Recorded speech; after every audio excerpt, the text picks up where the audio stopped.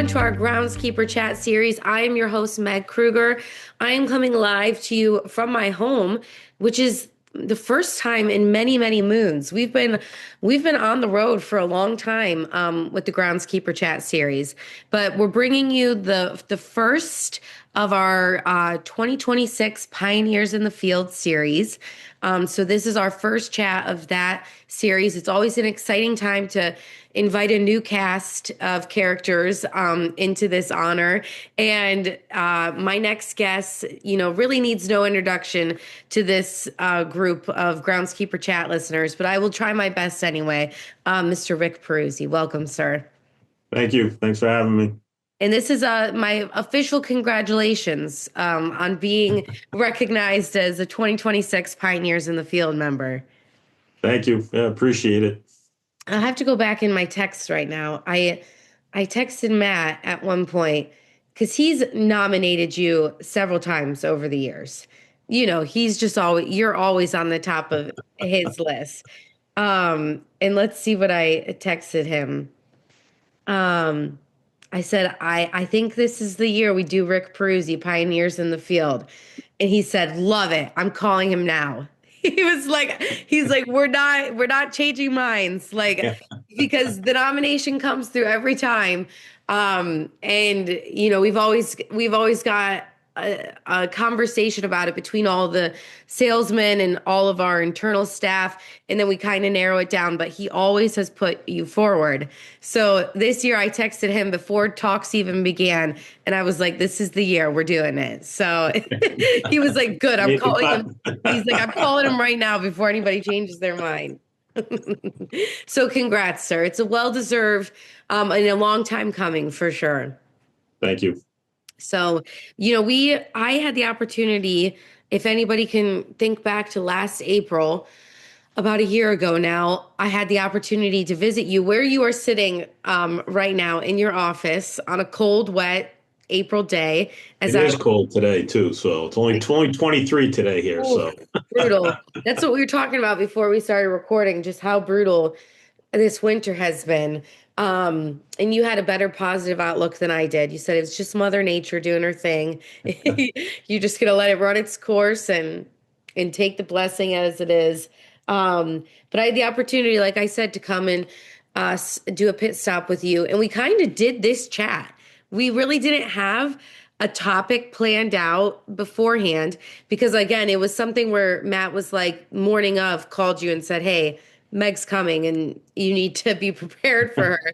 So we kind of did your Pioneers in the Field chat where we talked about your turf origin story. We talked about, what your career has looked like, that legacy element to it. So this will just really be a refresher, and I'm sure we'll get off the rails at some point, and it will just be a nice catch up for us here. So update the people. I saw you in January, so we had a little catch up then, but update the people on what the last year has looked like since you were on our Groundskeeper chat. Oh, I mean, the last year, you know, being in the park and rec industry, there's a lot of consistency in regards to how the seasons really happen, in regards to Yep. scheduling and usage of our facility. I mean, there's always ebbs and flows that we need to deal with. It's folks that are new to especially the park and rec industry. I always tell them, try not to, work off a clipboard. You can have an idea what you want to do, but you've got to be willing to make adjustments throughout the course of the day, the week, the month, the year, depending on, any challenges that are facing you. Professionally, for us, we made some improvements. We got a couple of fields redone, a baseball field and a softball field that was corrected. So we're really excited about getting on and maintaining those this upcoming spring for our varsity baseball team and our actually we have little leagues now using our fields here in South Portland. So that's it's nice to be able to expand the usage outside of just the school and recreational programs. So that's been something that we've been trying to incorporate over the last few years. And last year was pretty successful, and they're excited about coming back Very this year cool. as well. So other than that, personally, for the folks that know me and know what my family has gone through the last few years with my son's cancer diagnosis, he is cancer free. His port was taken out. He's back to school, and yeah, everything is good. And so that happened in August. Okay. So he kind of closed the chapter on that and is focusing on his studies at Springfield College. And my oldest son graduated from Springfield College in May of 25, Incredible. and he's currently doing his master's program at the University of Southern Maine um, in special education while doing some ed Very cool. teching at a Very local cool. school district here. So and my wife started a new job, which has been really good for her. She's really loving it. So there's been some really great things taking place in my family. Me, I'm still here. This is I think sometimes I forget to do the math. I think it's like 27 or starting my 28th year, dating back to full-time status in 1998. Prior Incredible. to that, I was a seasonal employee, doing what, you know, through in the summertime while going to college. So, I love it. um, yeah, as much as things stay the same, there's still obviously a lot of changes and yeah. So that's kind of in a nutshell the last year, I guess you could say. And you guys have a big trip coming up. It's this summer, right? This spring slash summer. Yeah, this May, yeah, we're Yes. going to Europe for the first time, flying in Rome, doing 3 or 4 days in Rome, and then doing a cruise through the western, or more or less along the western coast of Italy, It's so and up cool. through Marseille and Nice, and then ending up in Barcelona. So we'll be gone for about 2 weeks, and it's the first time for all of us to be over there. So we're really excited about it.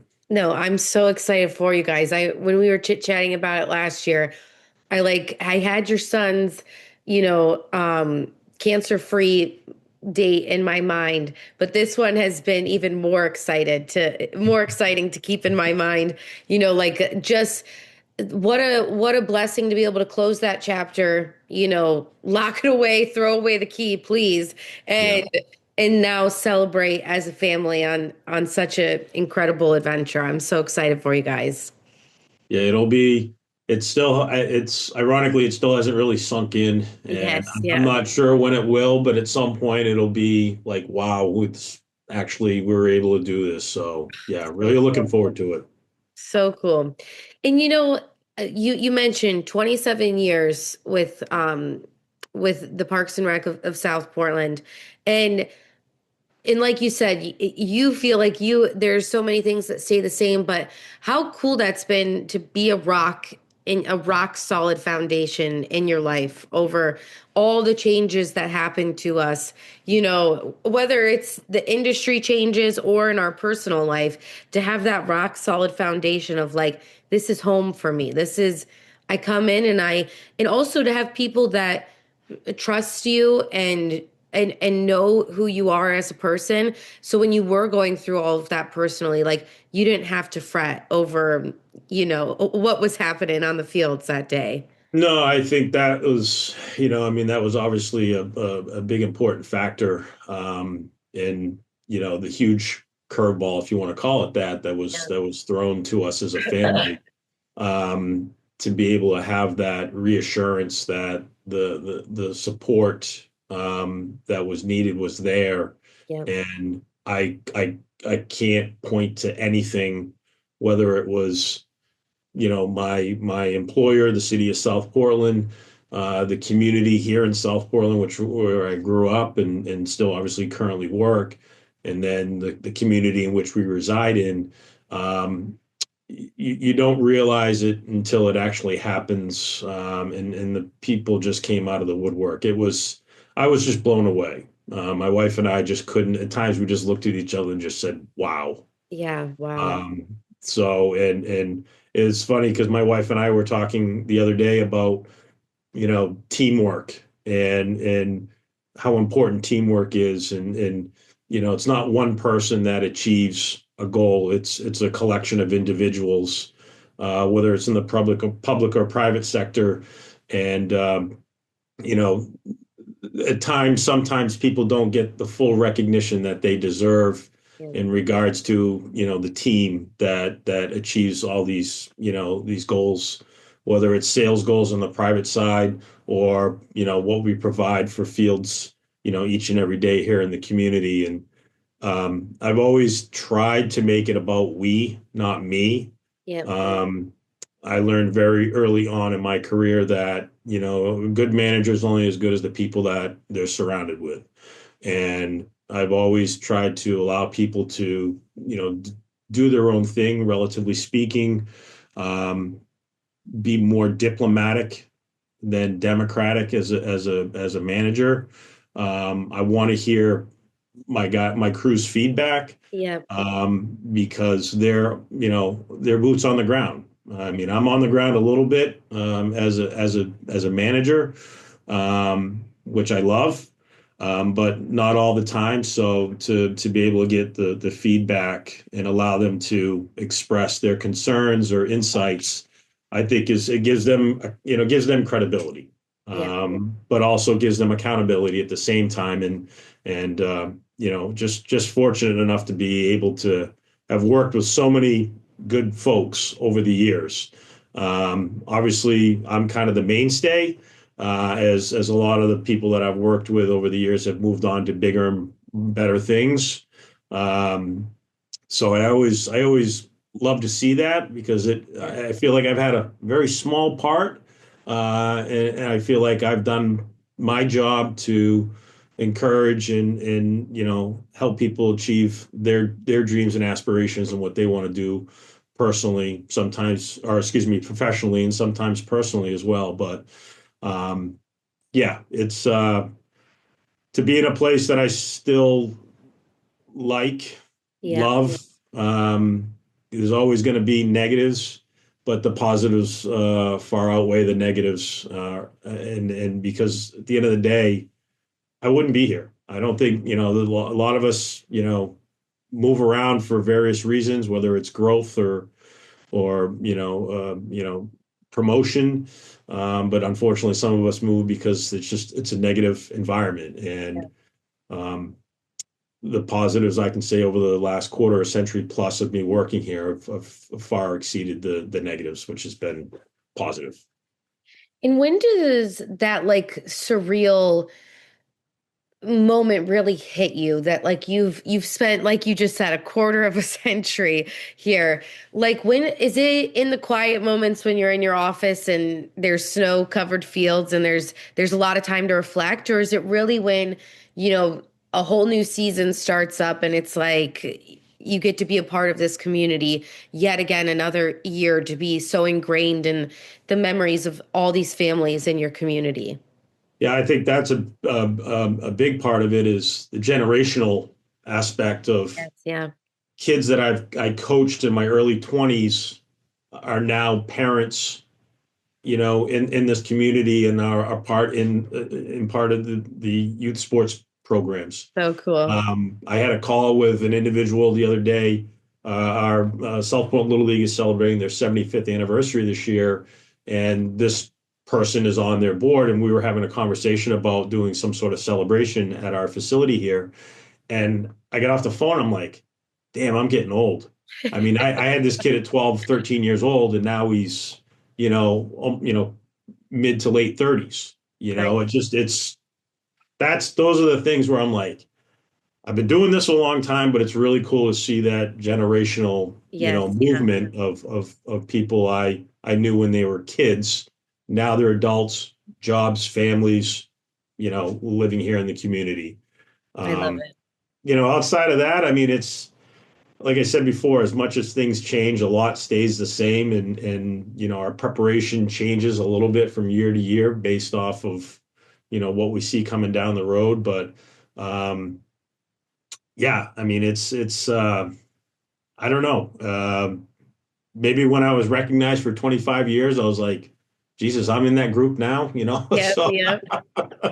How I'm visualizing it is like you said, there's a lot of people that, will bounce around, whatever the reasons may be. And I think of like them, setting up little like tree saplings everywhere. They start a little turf family tree in every little corner of the world. But really your tree is this massive, 25-year like oak tree that has all these different branches of community, all these different, people that you've mentored in the industry that have gone on to make their own trees. And it's like you have this force of nature almost that you've been able to have these deep roots in the community. That's when you were talking, that's just like the visual that came to my mind is just this like firm program, this firm system of roots that you've been able to place within this community. yeah, I mean, and I think that's, the basis of the, the SFMA. I mean, that's Yeah. the organization is about networking. And, when I first got started in the industry, not specifically sports fields, but just park and rec. I remember going to my first park and recreation conference. I don't even know what year it was, but I was watching my director at the time who, had been in the game a long time. And I remember all of a sudden we were in the hotel room and the door never closed. It stayed open for like 2.5 hours. Yeah. And people were just coming in. Oh, And wow. Wow. the conversations that were taking place. I mean, I literally just sat in the corner and just listened. So, And it was kind of like a Godfather type moment yeah. where, there were two or three, individuals that had been directors for a very long time, and they were kind of holding court Yes. with folks. And it was just, it was impressive to see. And I thought to myself, how cool is that where I got to be involved in that and kind of see the relationships and the networks that are established over a wide region. And, I kind of embraced that. And, I know here in Maine, there's a few of us, obviously Matt Tobin, Mike DiDonato, you got, Eric Stoop up at UMaine. There are folks that, we're not in constant contact with each other, but we have that ability to reach out to any one of those folks and be able to expand the network, Yeah. whether it's somebody calling me saying, hey, this person's having a problem with this. You mind reaching out to them? I mean, that's what the industry is all about. It's not everybody knows everything, not everybody has everything, but we've always tried to be collectively have as much as possible and keep the lines of communication and information open for anybody that is willing to gain information or knowledge. I love it. And so, keeping on that same topic about the industry and how much of an impact it's had, where do you think like we still have room to grow or improve? Where are the things that year after year, there's always that hot topic at SFMA, whether it's work-life balance or right now it's, labor for the FIFA and all the things that will come from that, all the findings. But year after year, when you go to these conferences and you continue to network throughout the year with people, where do you think we can still improve or grow as an industry? Oh God, that's a great question. Um, I think relationships. I think that's the basis of everything. Yeah. It's you know there are I don't know, not being in a university setting or being close to, universities that have turf programs, I don't know what the outreach is with student bodies. I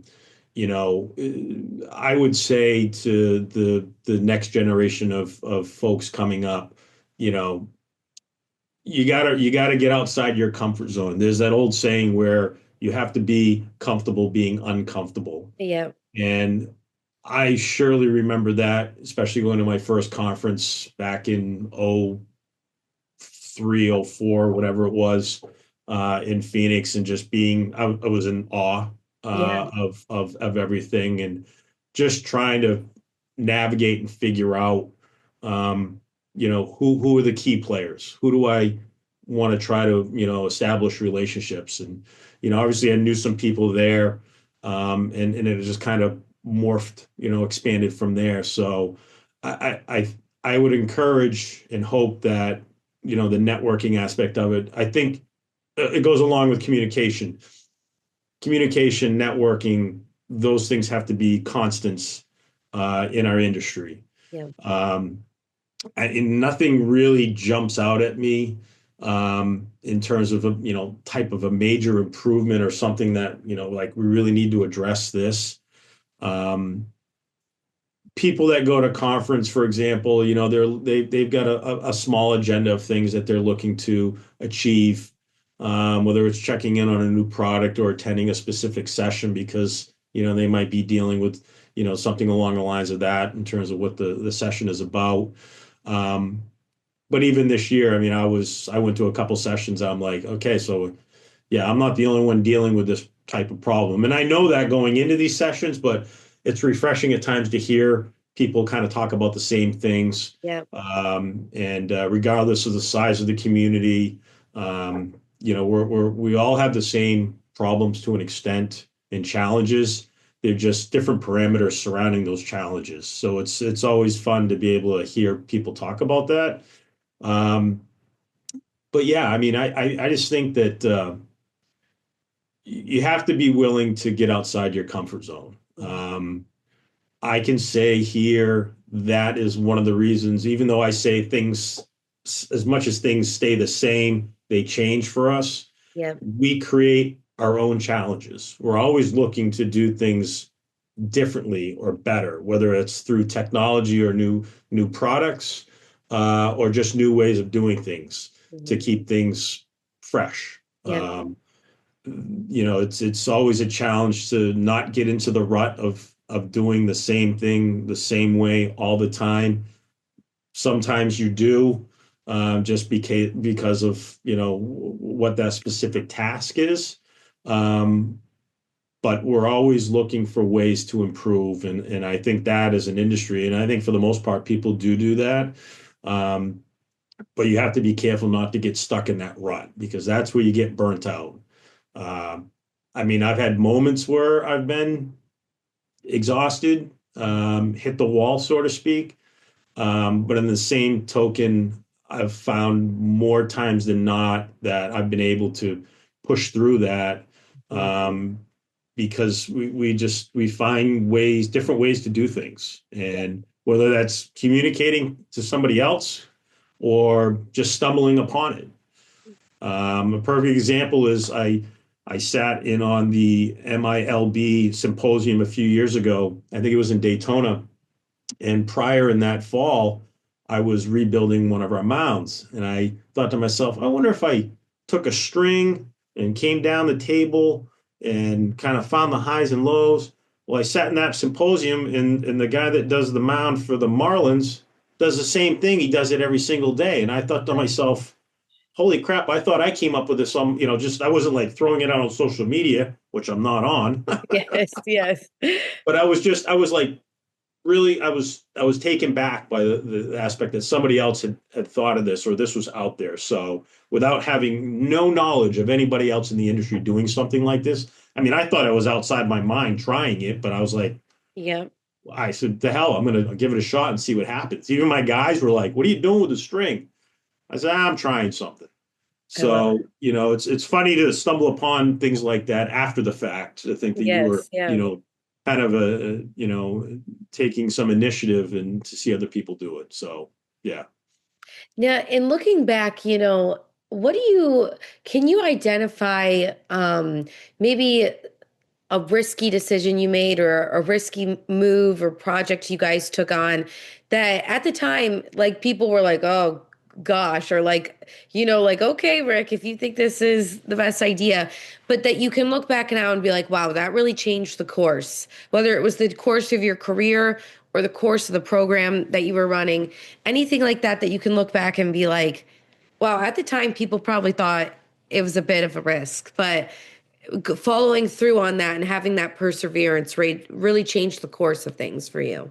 Um, One of the things that jumps out in my head, and it was back in 2010, we were getting ready to host a state Legion, American Legion baseball tournament, and I had met with Grant McKnight, who was on vacation here in Maine with Duredge, and we got to talking, and he even we talked about the new engineered infield materials as they were coming onto the market.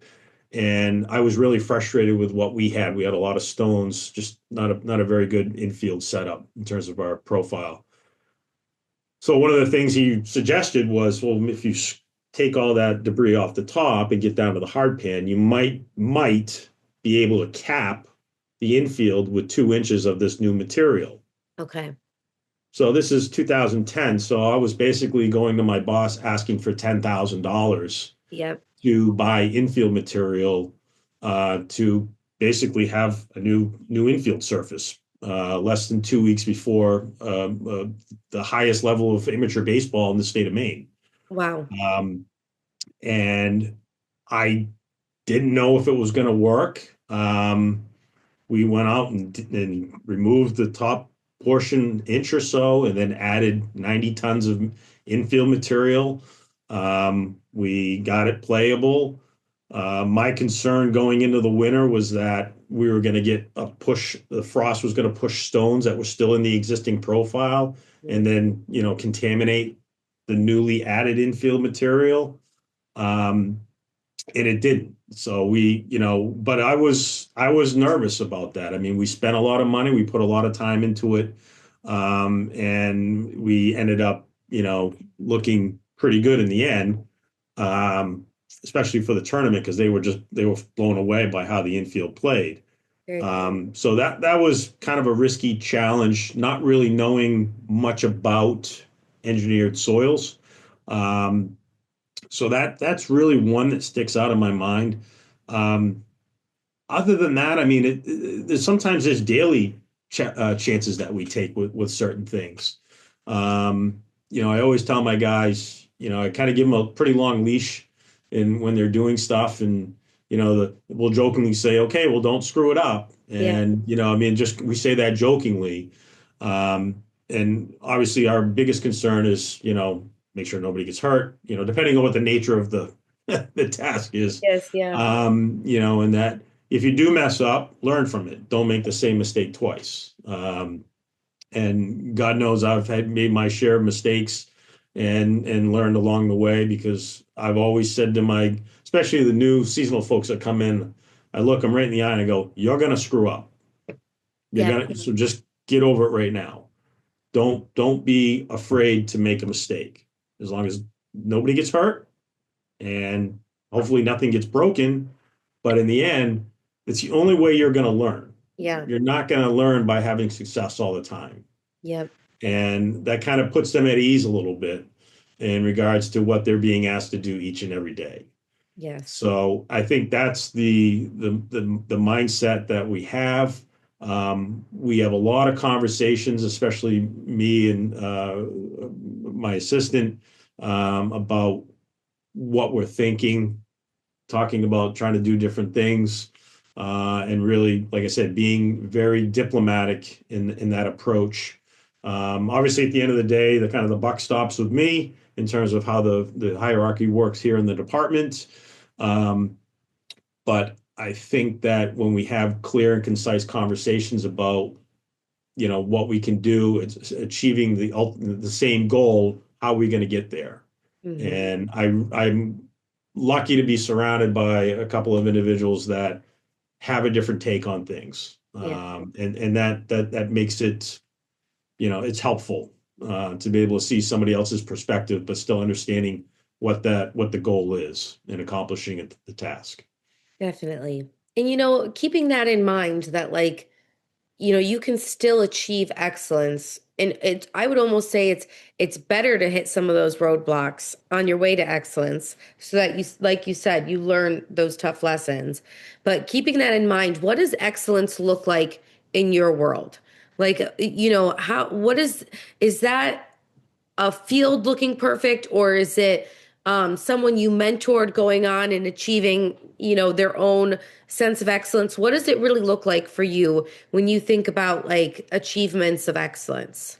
I think for us as a department, what we're able to consistently achieve Hmm. day in and day out, to be able to have that high level of standard at the municipal level.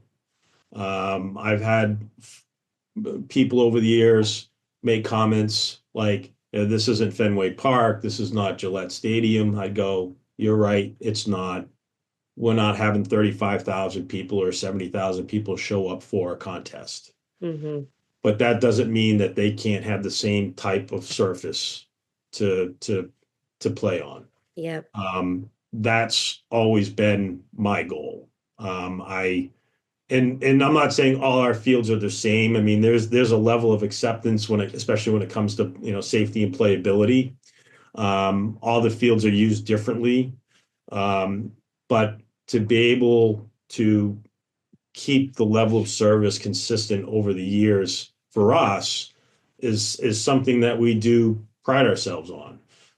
We're not content Hmm. at the end of the day. We're always trying to look to do things, better and more efficient, which is a big goal for a lot of municipalities, given lack of resources and funding. How can we be more efficient so we can be more productive at the end of the day?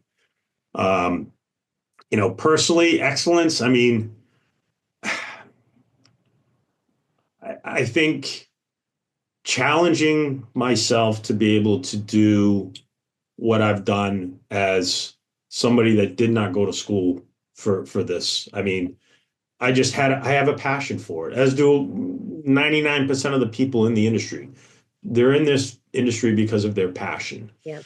Um, I never I can recall one time in my entire career where one of my bosses came up to me and said, "I think you should go do this," in regards to continuing education or a Yep. seminar. I've always been the one to always ask, Yes. never be afraid to ask.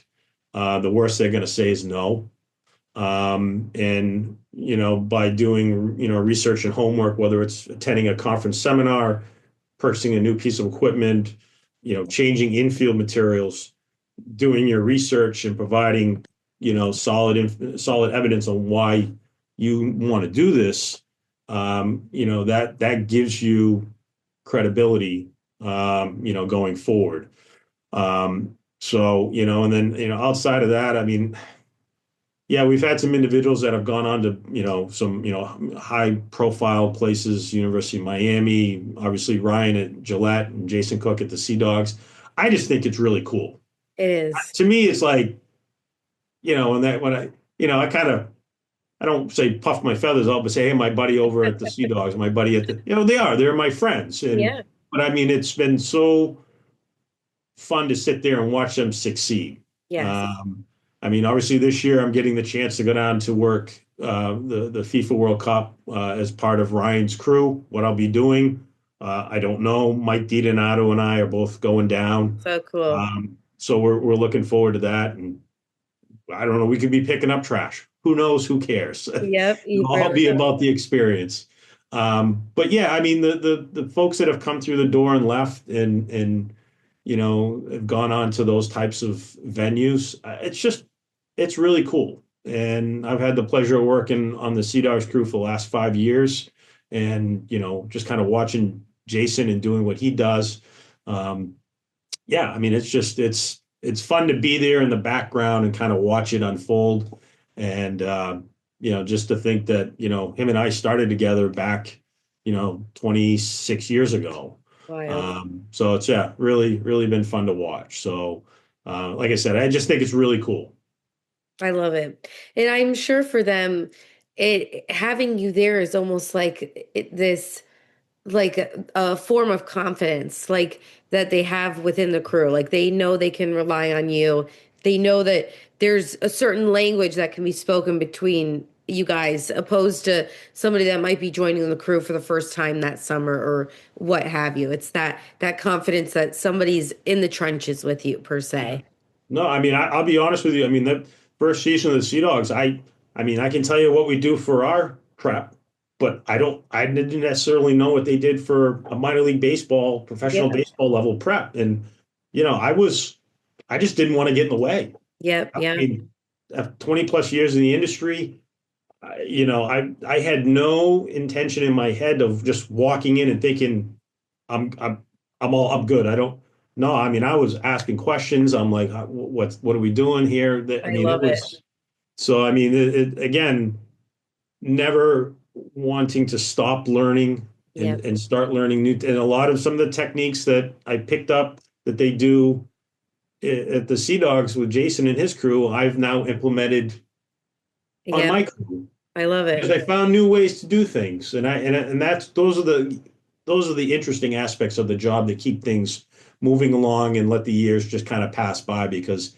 you're constantly looking to evolve and Yeah. improve on Yeah. things. I love it. And, this is one of my favorite questions for people, especially people that have been in the industry for so long, because I put them in a terrible position because I ask them to select, 2 to 3 turf professionals that you would want to be in the trenches with going into battle, whatever that battle may be. It might be, a long, you've got a huge Memorial Day tournament where you're going to have back-to-back games, or maybe it's just a typical game, but the weather is, giving you a hard time. Who are some of those people that you would want in the trenches alongside you?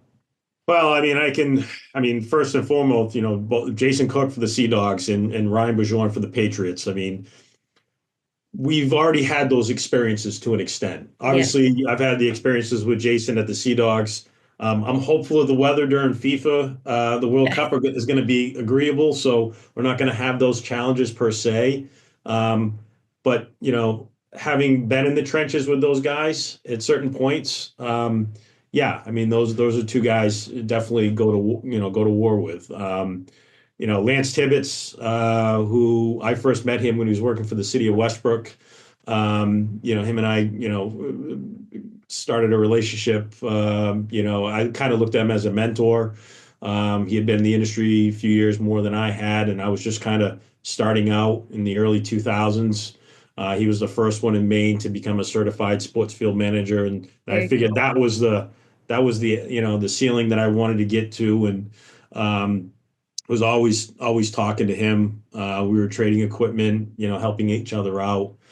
Mike DiDonato up in Wyndham.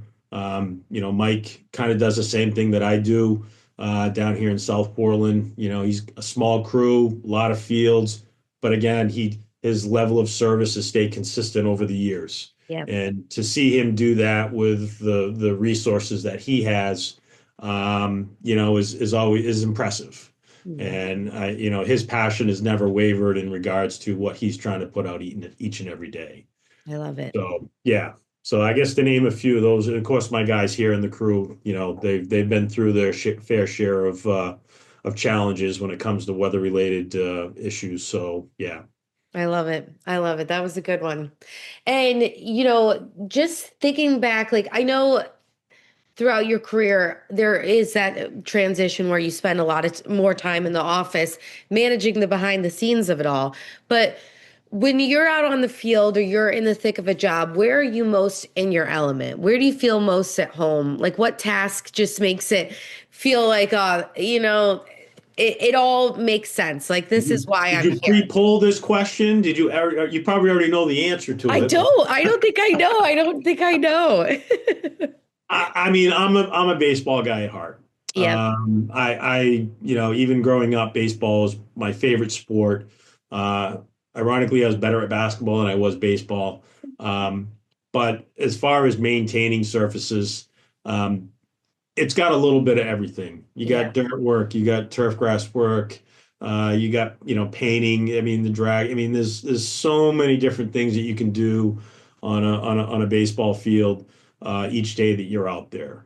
Um, I'm 52 years old and I still love doing clay work. Yeah, And my second year at the Sea Dogs, Jason asked me if I wanted to do the mound and I'm post game, and I'm like, really? He goes, yeah.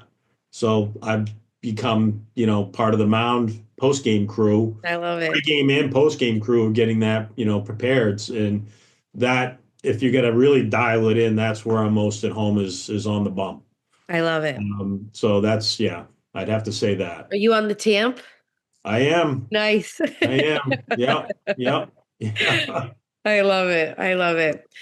And so, another element of pioneers in the field, probably my favorite element, is reaching out to some of those people that, you've been in the trenches with, or you've had the opportunity to mentor, or maybe they were your mentor, and hearing them, kind of give me that elevator pitch on what Rick Peruzzi's, reason for being a pioneer in the field might be. But when you think about it, whether it's what your family might think, or the people of South Portland, the community that you're ingrained in, or the people in this industry, what do you really hope resonates with them about your career? Really, what do you hope that legacy, that long-lasting impression is for people when they think back to this long stay career you've been able to have? Um, I think locally, um, just as much as I say no to people about certain things, at the end of the day, they know that I do care 110% about, Yeah. what we're doing out here. There's a rhyme and reason to everything. You may not care for me as a person, but if you respect what we do as a crew and what we provide for the community, I'm okay with that. Um, as far as the industry itself, I mean, being in the corner of the Northeast where, our growing season is only 6 to 8 months if we're lucky. Yep. Um, I mean, obviously, I've had a chance to speak a couple of times, once at National on a panel. Um, I don't know. I mean, it's not something that I ever really kind of thought about. I mean, um, what do they say? What's the line? Character is established when nobody's looking. Yes. Yeah.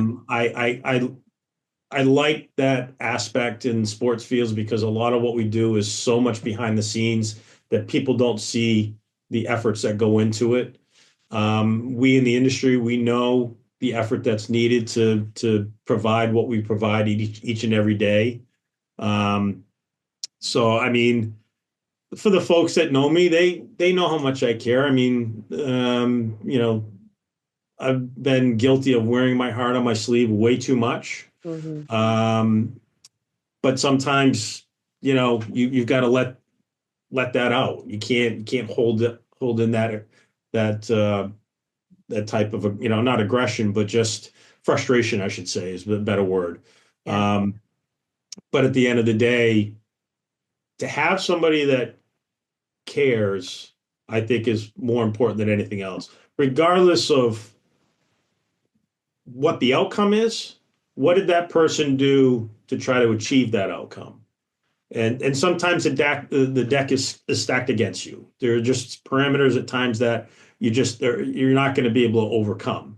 Um, and in conversations I have with people about certain things when it comes to what we're doing, um, I think just the genuine aspect of us saying this is what we're going to try to do, making no promises, but just this is only so much that we can do at certain times. Yeah. I'm probably not explaining it very well, but No, um, you articulated it perfectly. And I just, yeah, nationally, I mean, yeah, I mean, I don't. It's such a big industry now. It's a yeah, big organization with SFMA. There's I'm not going to say there's cliques when you go to conference, but you're never going to meet everybody unless you're on the board and people get to see who you are up close and personal. yep. Um, but I kind of like I like being in the background a little bit. I don't need that validation, I guess. Yes, yeah. This is great. I appreciate this, but this wasn't something that was on my radar. Completely floored or blown away when Matt called me. Um, but yeah, Well, and you said something, because one of my questions that I had down here was like, what's a quiet accomplishment that maybe not a lot of people know of, but that you're really proud of?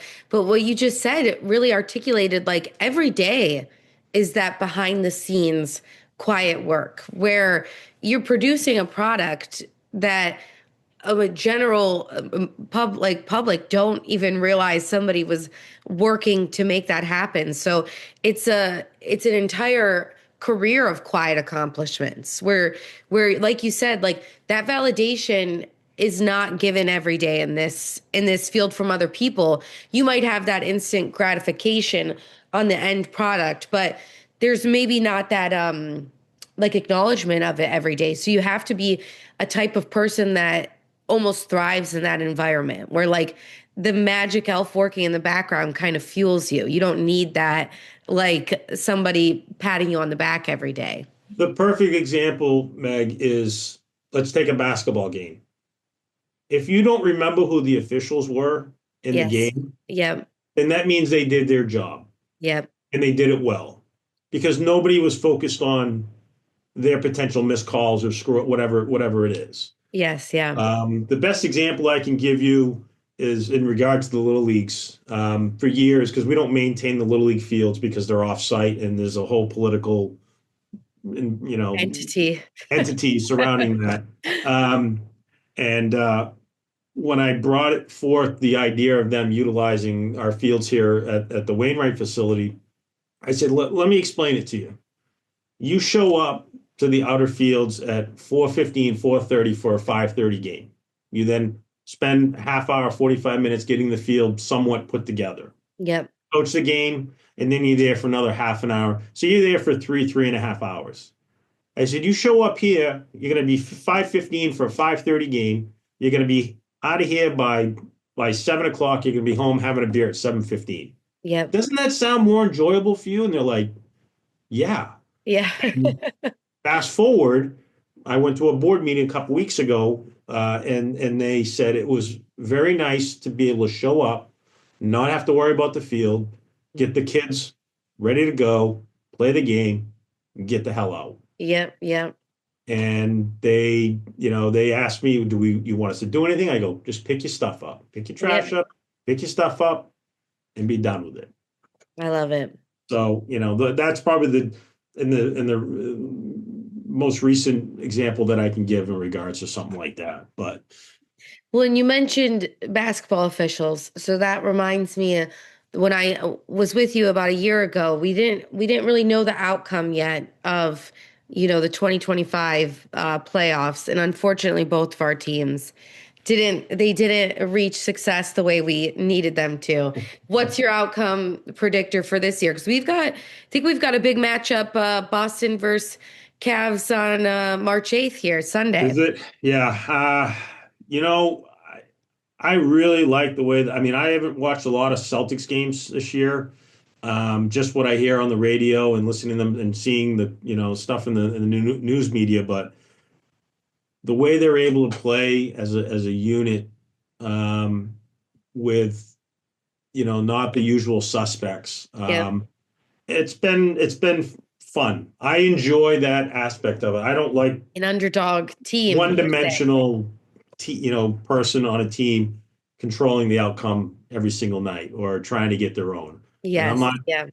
calling any players out or anything, but coaching at the high school level, 14, 15-year-old kids, I say we can play as five or we can play as one. Yeah. And Mike Krzyzewski was the one that kind of coined that phrase that I learned many, many years ago in a sports psychology class I had to take for my undergraduate.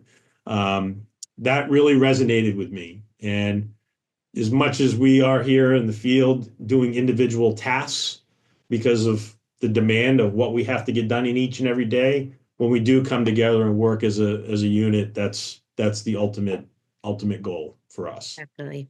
I love it. Well, Rick, it's always a pleasure to catch up with you. Like I said, this honor is a long time coming and a no-brainer, really, for us here at Pioneer, because you are such a pillar in the industry.